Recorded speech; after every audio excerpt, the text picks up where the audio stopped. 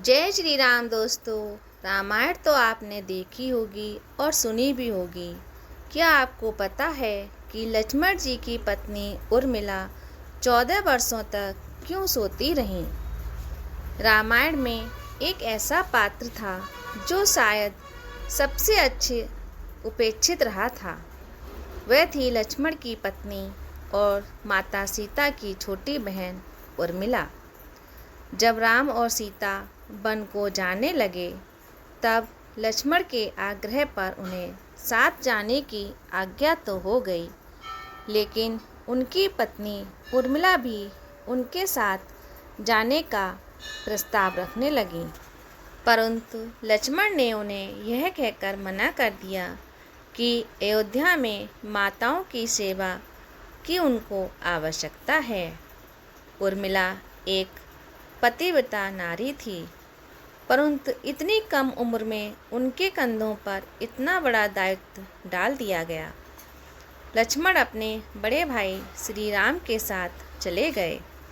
लक्ष्मण जी को तो अपने पूज्य भाई का साथ मिल गया, परंतु उर्मिला के नसीब में लक्ष्मण का साथ नहीं लिखा था। सबसे विकट समय और इस स्थिति में भी उर्मिला आंसू ना बहा सकी, क्योंकि उनके पति लक्ष्मण ने उनसे एक वचन ले लिया था कि वह कभी आंसू नहीं बहाएंगी। इससे लक्ष्मण भी का स्वार्थ निहित था, क्योंकि उसमें और वो अपनी पत्नी को दुखी नहीं देख सकते थे, और अगर उनकी पत्नी उनके वियोग में रहेंगी तो उनकी माताओं का ख्याल कैसे रख पाएंगी। ये कोई कल्पना भी नहीं कर सकता था कि अपने पति को 14 वर्षों के लिए अपने से दूर जाने देना और उनकी विदाई पर एक आंसू भी नहीं बहाना किसी भी विवाहिता स्त्री के लिए बहुत कष्टदायक हो सकता है।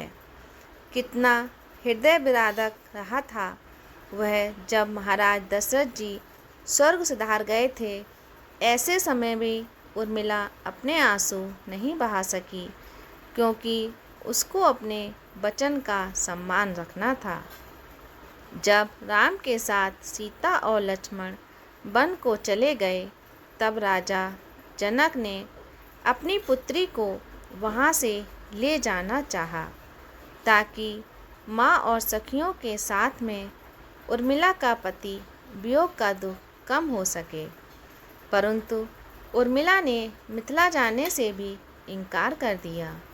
उन्होंने कहा कि अब ससुराल के लोगों के साथ रहना और उनके दुखों में साथ ना छोड़ना ही उनका धर्म है, और उन्होंने अपने धर्म का पालन करने की ही प्राथमिकता दी। हम सब यह बात जानते हैं कि अपने वनवास के दौरान श्री राम और माता सीता की सेवा करने के लिए लक्ष्मण 14 वर्षों तक नहीं सोए थे। उनके स्थान पर उनकी पत्नी उर्मिला 14 वर्षों तक दिन रात सोती रहीं। इसका कारण था मेघनाथ को मिला वरदान। रावण के पुत्र मेघनाथ को यह वरदान प्राप्त था कि जो व्यक्ति 14 वर्षों तक सोया ना हो, केवल वही उसे हरा सकता है। यही कारण था कि निद्रा देवी के वरदान स्वरूप लक्ष्मण ने निद्रा को त्याग दिया था।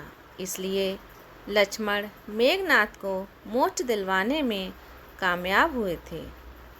रामायण के अंत में 14 वर्षों के वनवास के पश्चात जब राम लक्ष्मण सीता वापस अयोध्या लौटे तब वहाँ श्री राम के राज तिलक के समय लक्ष्मण जोर जोर से हंसने लगे।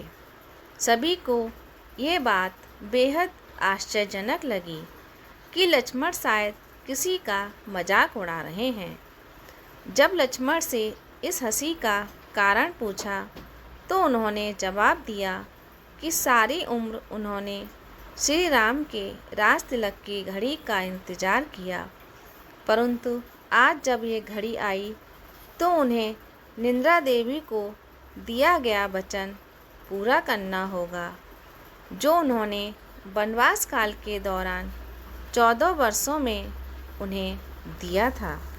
दरअसल निद्रा देवी ने उनसे कहा था कि वे उन्हें 14 वर्षों के लिए परेशान नहीं करेंगी। उनकी पत्नी उर्मिला उनके स्थान पर सोएंगी। निद्रा देवी ने उनकी यह बात एक शर्त पर मानी थी कि जब वे अयोध्या लौटेंगे तब ही उर्मिला की नींद टूट जाएगी और उन्हें सोना होगा। लक्ष्मण इसी बात पर हंस रहे थे और वो सोच रहे थे कि अब जब वो अयोध्या वापस आ गए हैं तो उन्हें सोना होगा। इस कारण वे श्री राम का राज तिलक नहीं देख पाए थे। लक्ष्मण की विजय का मुख्य कारण उर्मिला थी। मेघनाद के वध के बाद उनका शव श्री राम जी के खेमे में था। तब मेघनाद की पत्नी सुलोचना उसे लेने आई। तब पति का छिन्न शीश देखते ही सुलोचना का हृदय अत्यधिक द्रवित हो गया। उसकी आंखें बड़ी जोरों जोरों से बरसने लगीं। रोते रोते उसने पास खड़े लक्ष्मण की ओर देखा और कहा, सुमित्रा नंदन, तुम भूल कर भी गर्व मत करना कि मेघनाद का वध मैंने किया है। मेघनाद को धराशायी करने की शक्ति विश्व में किसी के पास नहीं थी। यह तो 2 पतिव्रता नारियों का भाग्य था। एक प्रश्न सबके मन में होगा कि अगर निद्रा देवी के प्रभाव में आकर अगर उर्मिला 14 वर्षों तक सोती रही तो उन्होंने अपने परिजनों की सेवा करने का लक्ष्मण को किया गया वादा कैसे पूरा किया। इसका उल्लेख भी शास्त्रों में मिलता है। वह यह है कि सीता माता ने उर्मिला को एक वरदान दिया था। उस वरदान के प्रभाव के कारण ही उर्मिला एक साथ 3 काम कर सकती थीं। इसी से उर्मिला ने अपने परिवार के प्रति जो धर्म था उसे पूरा किया। साथ ही अपने निद्रा द्वारा लक्ष्मण के वरदान को भी प्रभावी बनाया, जिसके कारण मेघनाद का लक्ष्मण ने वध कर दिया।